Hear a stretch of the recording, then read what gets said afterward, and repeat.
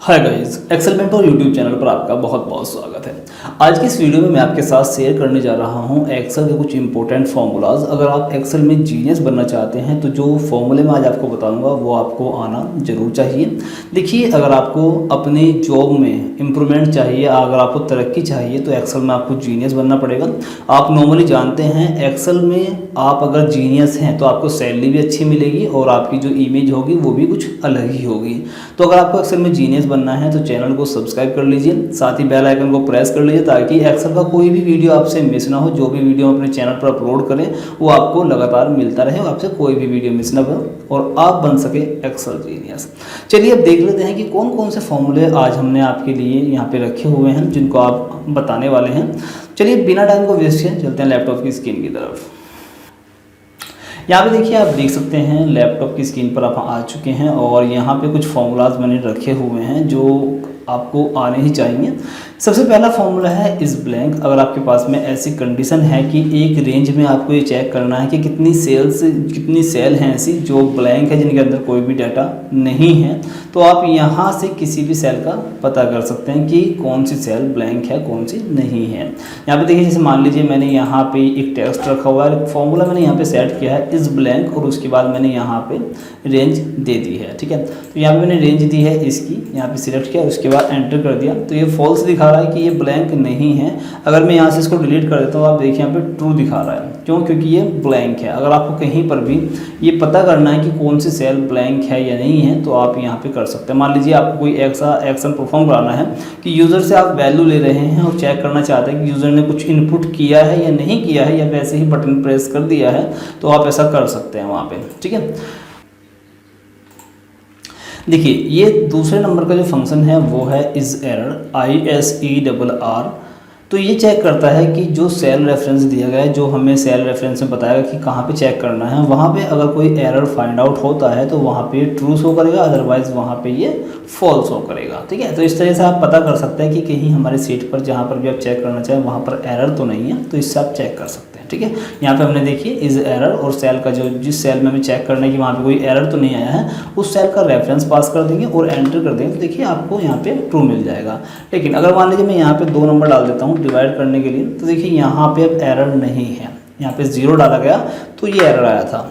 चलिए आगे चलते हैं। इसी तरह देखिए इज एरर, इसी का ध्यान रखना है, इस वाला फंक्शन और इस वाले फंक्शन में कोई फ़र्क नहीं है।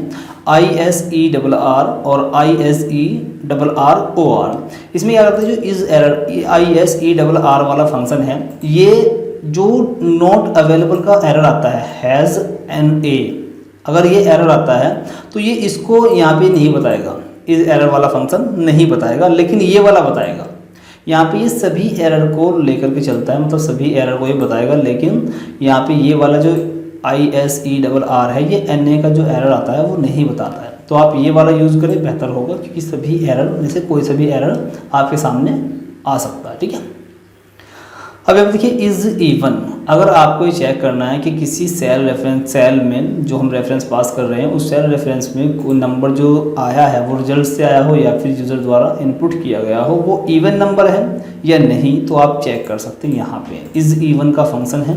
अगर आपको कहीं पर ये कंडीशन लगानी हो कि इवन नंबर पर ही आपको कोई कैलकुलेशन करनी हो तो आप वहाँ पे ये फंक्शन लगा सकते हैं। इसी तरह इज ऑड, अगर आपको ओड नंबर देखना हो, ठीक है, सम विषम, ठीक है, ये सम होता है इवन और ये होता है विषम। अगर आपको इंग्लिश में नहीं पता है तो अगर आपको ओड नंबर विषम संख्या देखनी है तो आप यहाँ पे चेक कर सकते हैं। मान लीजिए आपने कोई ऐसी कैलकुलेशन की है कि अगर ओड नंबर होगा, विषम नंबर होगा तो ही ये ट्रू आए, कोई कंडीशन कोई फॉर्मूला आगे बढ़े तो आप वहाँ पे ये सेट कर सकते हैं, ये चेक कर सकते हैं। ठीक है, उसके बाद इस फॉर्मूला, अगर आपको कहीं पता करना है कि कौन सी सेल में कोई फॉर्मूला तो नहीं लगाया गया है तो आप उसकी इस फंक्शन की मदद से ये भी चेक कर सकते हैं कि किसी सेल में फॉर्मूला लगा है या नहीं लगा है। मान लीजिए कोई रिजल्ट आया है वो फॉर्मूले की मदद से आ रहा है उस सेल में या फिर डायरेक्टली इनपुट किया जा रहा है, तो आप चेक कर सकते हैं यहाँ पे। ठीक है, जैसे मान लीजिए यहाँ पे देखिए ये फॉर्मूला है, सम का फॉर्मूला है, यहाँ से लेकर यहाँ तक सम किया गया है। आपको चेक करना है कि इस सेल में फॉर्मूला लगा है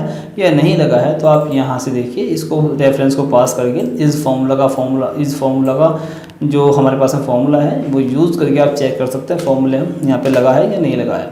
इज़ लॉजिकल, जो लॉजिकल होता है वो ट्रू एंड फॉल्स होता है, इसको बूलियन भी बोलते हैं, ठीक है। किसी भी लैंग्वेज में जो प्रोग्रामिंग लैंग्वेज होती है वहाँ पे इनको बूलियन बोलते हैं, ठीक है, ट्रू एंड फॉल्स। अगर यहाँ पे ट्रू होगा तो यहाँ पे बता दें क्या ट्रू है, अगर मैं यहाँ पे फॉल्स लिखता हूँ, ठीक है, देखिए 1 मिनट, यहाँ पे देखिए ये बता रहा है कि हाँ ये एक लॉजिकल वैल्यू है, ठीक है। अगर आप यहाँ पे ट्रू या फॉल्स डालेंगे तो ये क्या होगा, लॉजिकल वैल्यू है, ये बताएगा कि यहाँ पे लॉजिकल वैल्यू है या नहीं है। लॉजिकल वैल्यू हमारी केवल 2 होती है, ट्रू एंड फॉल्स, इसके अलावा कोई नहीं होती। अगर मैं यहाँ पे कोई नंबर डाल दूंगा तो ये क्या आएगा, फॉल्स आएगा। मैं अगर यहाँ पे ट्रू डालूंगा तो ये ट्रू आएगा, और अगर मैं फॉल्स भी डालूंगा तो भी ट्रू आएगा, क्योंकि अगर लॉजिकल वैल्यू यहाँ पे अवेलेबल होगी तो आएगा, अदरवाइज नहीं आएगा। तो लॉजिकल वैल्यू क्या होती है, ट्रू एंड फॉल्स, 2 ही होती हैं, 2 में से कोई भी होगा तो यहाँ पे ट्रू शो करेगा, ओके। उसके बाद देखिए is N A, is N A का फंक्शन क्या होता है, ये अगर कहीं पर ये वाला एरर आता है, has N A, only has N A, किसी दूसरे एरर से कोई मतलब नहीं है। अगर हैज़ एन ए का एरर आता है तो ये ट्रू करेगा, अदरवाइज ये फॉल्स शो करेगा। मान लीजिए मैं यहाँ पे डी या कुछ भी लिख देता हूँ तो ये गलत दिखाएगा, इसको ये सही नहीं है, ओके, ये कर सकते हैं। उसके बाद इज नंबर, अगर आपको चेक करना है कि यूज़र नंबर इनपुट कर रहा है या फिर टेक्स्ट इनपुट कर रहा है तो आप यहाँ पे इज नंबर का फंक्शन यूज़ कर सकते हैं। इसी तरह एक इज टेक्स्ट का फंक्शन भी है, नीचे की तरफ आप देख सकते हैं। मान लीजिए हमने एक ऐसी कंडीशन लगाई है अपनी सीट में कि यूज़र वहाँ पे केवल नंबर इनपुट करे तो ही कोई एक्शन परफॉर्म हो, अदरवाइज एक्शन परफॉर्म ना हो, उसे एक मैसेज जाए, ठीक है। तो आप कर सकते हैं, यहाँ पे देखिए एंटर यूर मोबाइल नंबर, मैंने कहा कि मोबाइल नंबर डालिए। अगर यूजर यहाँ पे कोई टेक्स्ट डाल देता है तो देखिए क्या होगा, ये फॉल्स हो जाएगा, ठीक है। तो आप ऐसी कंडीशन लगा सकते हैं यूज़र से चेक करने के लिए कि यूज़र सही डाल रहा है या फिर गलत डाल रहा है। मान लीजिए हमें मोबाइल नंबर डलवाना था लेकिन वो वहाँ पे अपना नाम डाल रहा है, तो उसको एक मैसेज जाना चाहिए कि भाई आप यहाँ पे मोबाइल नंबर इनपुट करिए, ठीक है। तो आप यहाँ पे सेट कर सकते हैं, इफ़ की मदद से कर सकते हैं, ठीक है। उसके बाद इस टेक्स्ट, मान लीजिए आपने यही कंडीशन यहाँ पे टेक्स्ट का मतलब है कि वो हम जो क्लाइंट हमारा सामने वाला है या फिर जो भी हमारा यूज़र है वर्कशीट का, वहाँ पे अगर वो टेक्स्ट की जगह नंबर डालेगा तो यहाँ पे एरर आएगा, क्योंकि ये जो फंक्शन है वो इज टेक्स्ट है, ठीक है। टेक्स्ट होगा तो ट्रू करेगा, अदरवाइज फॉल्स बताएगा, ओके। उसके बाद इज नॉन टेक्स्ट, यहाँ पे देखिए, ये देखिए यहाँ पे ये बताएगा अगर टेक्स्ट नहीं होगा तो ट्रू आएगा, अगर टेक्स्ट होगा तो फॉल्स आएगा। देखिए इज टेक्स्ट तो बताता है कि टेक्स्ट है या नहीं है, अगर टेक्स्ट है तो ट्रू आएगा, अदरवाइज फॉल्स आएगा। लेकिन ये क्या है, इज नॉन टेक्स्ट, मतलब यहाँ पे टेक्स्ट नहीं होना चाहिए तो ट्रू आएगा, ठीक है। अगर टेक्स्ट होगा तो फॉल्स आएगा, ये इसका उल्टा है, ठीक है, ये इसका उल्टा है, ओके। उसके बाद एवरेज इफ़, एवरेज इफ़ आपको पता ही होगा, आप यहाँ पे कोई कंडीशन लगा करके एवरेज निकाल सकते हैं। एवरेज इफ़ का मैंने एक अलग से वीडियो बनाया हुआ है, आप चाहें तो वो देख सकते हैं, चैनल को विजिट करिए, ठीक है। देखिए एवरेज इफ़ का मतलब क्या है, एवरेज और इफ़ का मतलब यदि, मतलब एक कंडीशन के आधार पे यहाँ पे आप एवरेज निकाल सकते हैं, ठीक है। इसी तरह एवरेज इफ्स में क्या होता है, 2 कंडीशन यहाँ पे लगाई जाती है, ठीक है, 2 या 3 कंडीशन जितनी भी चाहें आप लगा सकते हैं। एवरेज इफ़ में केवल आप एक कंडीशन लगाएंगे, आप यहाँ पे देख सकते हैं। मैंने यहाँ पे क्या किया हुआ है, एवरेज इफ़, थोड़ा जूम कर लेते हैं, देखिए यहाँ पे देखिए मैंने यहाँ पे क्या किया, एवरेज इफ़, और यहाँ पे एक रेंज दी है यहाँ से लेकर यहाँ तक, और फिर कहा कि ग्रेटर देन 50, जो भी इस रेंज में ग्रेटर देन है 50 से वो उसका एवरेज निकाले, अदरवाइज अगर छोटे हैं 50 से उनका एवरेज ना निकाले। तो ये कंडीशन हो गई है ना। देखिए एवरेज इफ़ में आप मल्टीपल जो कंडीशंस होती है वो लगा सकते हैं। अगर आपको इसको डिटेल में समझना तो आप हमारे चैनल को विजिट कर सकते हैं, वहाँ पे हमने इसको डिटेल में बताया हुआ है, ठीक है। तो एवरेज इफ़ और एवरेज इफ्स आप समझ गए होंगे। एवरेज इफ़ में केवल आप एक कंडीशन लगा सकते हैं और एवरेज इफ्स में आप मल्टीपल कंडीशंस लगा सकते हैं। तो देखिए ये बहुत ही इंपॉर्टेंट फॉर्मूले थे, मैंने लगभग 12 से 13 फॉर्मूले आपको बताए हैं। ये सभी फॉर्मूले आपको पता होना चाहिए अगर आपको एक्सेल में जीनियस बनना है। और अगर आपको कोई ऐसा फॉर्मूला आपके पास है जो आपको समझ में नहीं आ रहा है तो आप हमसे कमेंट के माध्यम से पूछ सकते हैं। हम उसी फॉर्मूले पर एक नया वीडियो बनाकर अपलोड करेंगे जिससे आपकी प्रॉब्लम सोल्व हो जाएगी। वीडियो अगर पसंद आया हो तो प्लीज़ वीडियो को लाइक कर दीजिएगा और चैनल पर पहली बार आए हैं तो चैनल को सब्सक्राइब कर लीजिएगा ताकि फ्यूचर में आने वाला कोई भी वीडियो आपसे मिस ना हो और आप बन सके एक्सेल जीनियस।